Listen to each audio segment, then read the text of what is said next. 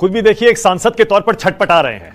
आपको भी पता है कि आप ना अपने लोकसभा क्षेत्र के मुद्दे उठा पा रहे हैं, ना अपने समाज के मुद्दे उठा पा रहे हैं। आप राहुल जी से बात क्यों नहीं करते, बाकी विपक्षी पार्टियों से बात क्यों नहीं करते कि संसद को चलने दीजिए, एक कॉमन ग्राउंड, कोई समझौता लाइए सरकार के साथ, ताकि सदन में बातचीत हो, चर्चा हो और हम आगे बढ़े। देखिए मानक भाई, 2 साल के कार्यकाल के अनुभव में मैं बता सकता हूं कि सरकार जब चाहती है तो हाउस चलता है। विपक्ष के बस की बात नहीं कि वो हाउस को रोक दे। मैं बात आपको जिम्मेदारी से कह रहा हूं, लोकसभा का संसद का सदस्य होने के नाते। अभी भी क्या बिल नहीं पास हो रहे हैं? अभी इतना शानदार बिल था संविधान, ये सर्वोच्च न्यायालय संशोधन विधेयक 2026, जिसमें 33 से बढ़ा के 37 कर दी जजों की संख्या, तो पास तो हुआ है। कल भी जो है टैक्सेस बिल एक पास हुआ है। ऐसा नहीं कि बिल पास नहीं हो रहे, सरकार अपना काम कर रही है, लेकिन विपक्ष जो है जो अपनी बात रखना चाहता है, मैं कह रहा हूं कुछ पार्टियां विरोध कर रही है, लेकिन बहुत सारे ऐसे लोग भी हैं जो बात रखना चाह रहे हैं, तो आप तो उनको भी रखने दे रहे हो। मैं बात रखना चाहता था सर्वोच्च न्यायालय संशोधन विधेयक 2026 पे, कि भाई इसमें आप देश के आजादी के 75 साल बाद SC ST OBC को रिप्रेजेंटेशन क्यों नहीं दे रहे हो? सुप्रीम कोर्ट में, हाई कोर्ट, हायर जुडिशरी में, हाई कोर्ट में क्यों नहीं दे रहे हो? लेकिन वो चर्चा ही नहीं हुई, चर्चा में हिस्सा ले पाए तो फिर कैसे रख पाते आप बताइए। अब आप देखिए गृह मंत्री अमित शाह के इस्तीफे पर अड़ जाएंगे, सरकार अगर माफी मांगने की मांग करेंगे, प्रधानमंत्री आकर माफी मांगे, अब इतनी बड़ी बड़ी डिमांड्स रखेंगे तो सरकार क्या करेगी बताइए? विपक्ष तो लगता है अड़ गया है इस पर, आगे बढ़ने को तैयार ही नहीं है। मेरी एक बात आप समझिए, हाँ। मेरी एक बात आप समझिए कि इससे जो पहला सेशन था, बजट सेशन से पहला सेशन, उसमें विपक्ष इस डिमांड को करता रहा था। मेरे आज भी याद है कि SIR पे चर्चा हो, पूरा सेशन व्हाइट वॉश हो गया था। हाँ। पूरा सेशन धुल गया, इतने पैसे करोड़ों रुपए खर्च हो गए जनता के टैक्स के, लेकिन चर्चा नहीं हुई। लेकिन नेक्स्ट सेशन में इसी सरकार ने चर्चा कराई उस पर। तो यही चर्चा आप पहले करा देते तो ये पूरा सेशन व्हाइट वॉश नहीं था। आप कराओ चर्चा, भाई रिस्पॉन्सिबिलिटी ले जिसके से चर्चा। और एक दिन के लिए अगर सरकार कोई मुद्दा उठाना वो चाह रहे हैं, चाहे वो चंदा चोरी का हो, चढ़ावा चोरी का, कोई और मुद्दा, तो उनको समय दे दे। ऑनरेबल स्पीकर सर जो है, सरकार जो उनको समय दे दे विपक्ष के लोगों को बोलने का। अच्छा, आपका स्टैंड मैं बोलना चाहता हूं, युवाओं के आंदोलन में सबसे सक्रिय था। आप अपना स्टैंड बताइए, युवाओं के आंदोलन में अमित शाह के इस्तीफे की मांग पर आपका स्टैंड क्या है, बोलिए। देखिए मैं फिर कह रहा हूं, इस्तीफा तो धर्मेंद्र प्रधान जी ने दिया है, लेकिन अगर पॉलिसी में सुधार नहीं होगा, पॉलिसी नहीं सुधरेगी, अकाउंटेबिलिटी तय होनी चाहिए। अगर कहीं कुछ हो रहा है तो जिम्मेदारी तय होनी चाहिए, कि जवाबदेही तय होनी चाहिए, कि जवाब आपको देना है। और जब आप जवाब नहीं दोगे तो फिर सवाल खड़े होंगे। मतलब कहने का पैलेट गन चली, लाठियां चली, टीयर गैस चली, जो विपक्ष मुद्दे उठा रहा है सही मुद्दे हैं और इस पर गृह मंत्री को जवाब देना चाहिए, माफी मांगनी चाहिए या इस्तीफा देना चाहिए।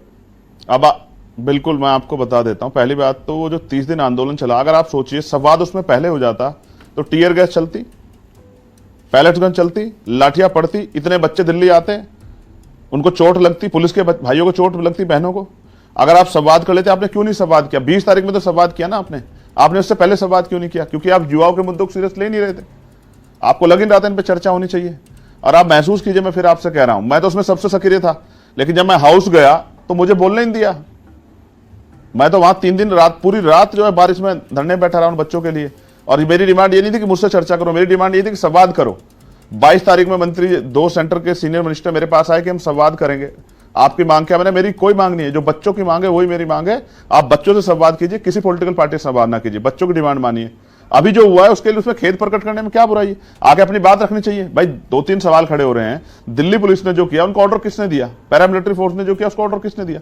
तो इस पर सरकार को अपना पक्ष रखना चाहिए। ओके भाई, तो प्रधानमंत्री वैसे भी तो बात कर रहे हैं ना, आप ये तो मानते हो ना, प्रधानमंत्री जैन जी से बात कर रहे हैं, इंस्टाग्राम पे आके बात कर रहे हैं। तो वो हाउस जो है जिसके आप जो है लीडर हैं, उसमें भी आके बात रख दीजिए। संसद में जो सदस्य बैठे हैं उनको भी जो है सहमत कर दीजिए, क्या दिक्कत है? ओके चंद्रशेखर आजाद, आपके बारे में कहा जाता है जंतर मंतर पर जो प्रोटेस्ट हुआ उसमें आजाद समाज पार्टी के बहुत सारे कार्यकर्ता और छात्र नेता, आपके समर्थक उसमें डायरेक्टली शामिल थे, मंच पर भी थे और नीचे भीड़ में भी थे। ठीक है, आप आज सच बता दीजिए, क्या जंतर मंतर पर हुए प्रोटेस्ट में चंद्रशेखर आजाद या उनकी पार्टी एक्टिवली शामिल थी या नहीं?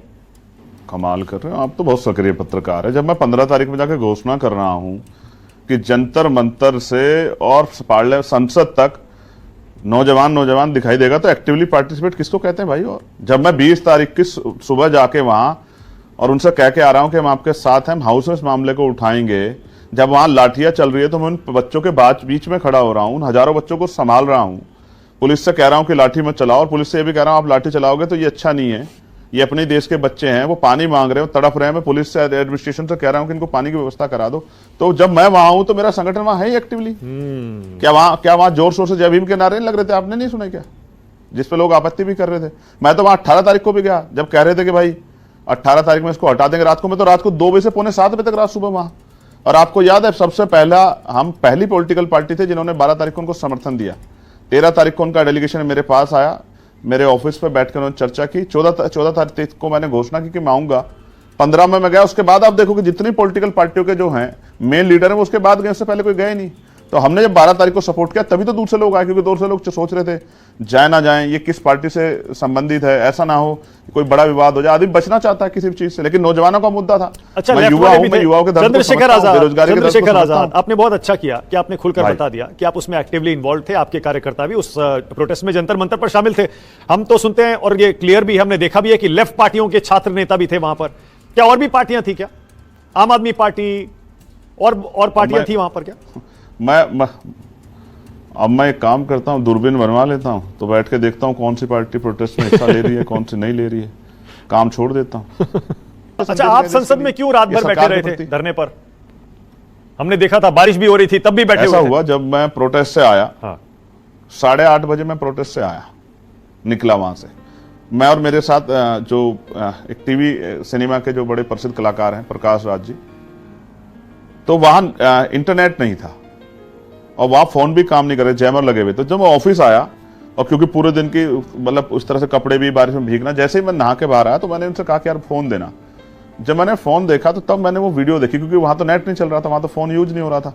जिस तरह का व्यवहार मुझे दिखाई दिया, बच्चों पर जिस तरह की हिंसा हुई, तो मेरे मन में तो ये बात बैठ गई, बहुत गहरा असर कर गई कि भाई बताओ, हमारे बच्चे हैं, उनको किस तरह पीटा गया है, किस तरह पुलिस लाठियां भांज रही है, दोनों हाथ से पीट रही है। कई लोग एक आदमी को पीट रहे हैं और खून बह रहा है, वो फिर भी कह रहे हैं कि मिट्टी का कर्ज उतारने आए। तो यार ये तो गलत है बहुत।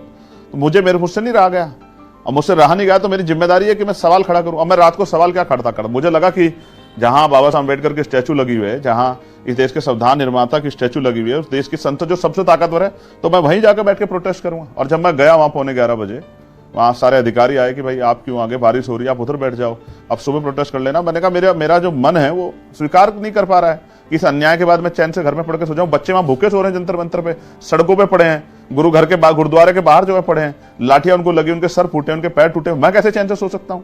मैं भी एक नौजवान हूं, मेरे दिल में जो है इस देश के प्रति हमदर्दी है, उन बच्चों के प्रति हमदर्दी, अपने राष्ट्र के प्रति गौरव है मेरे मन में। तो हमने कहा कि हम चलेंगे, हम धरना देंगे। तो स्पीकर साहब की तरफ से फोन आया कि आप सुबह को कर लो, बारिश हो रही है, आपकी तबियत खराब है। मैंने कहा सर मेरी तबियत उन बच्चों की तबियत से ज्यादा जरूरी नहीं है, उनको चोट लगी है, सरकार को जवाब देना पड़ेगा। और मेरे बैठने की वजह से ये था कि सरकार को जवाब देना पड़ रहा था। 2 दिन बाद जो है सेंटर के मिनिस्टर आए मेरे पास, मुझसे कहते थे कि आप यहां से उठ जाओ, आपकी तबियत खराब हो जाएगी। मैंने कहा मेरी चिंता मत करो, मेरी चिंता मत करो, बच्चों की चिंता करो, उनसे वार्ता करो, संवाद करो। आप हाउस में कह रहे संवाद करो, पहला संवाद आप करो उन बच्चों से जो बच्चे यहां बैठे हुए हैं। आप उनको जानवर मत समझो, उनको कीड़े मकोड़े मत समझो।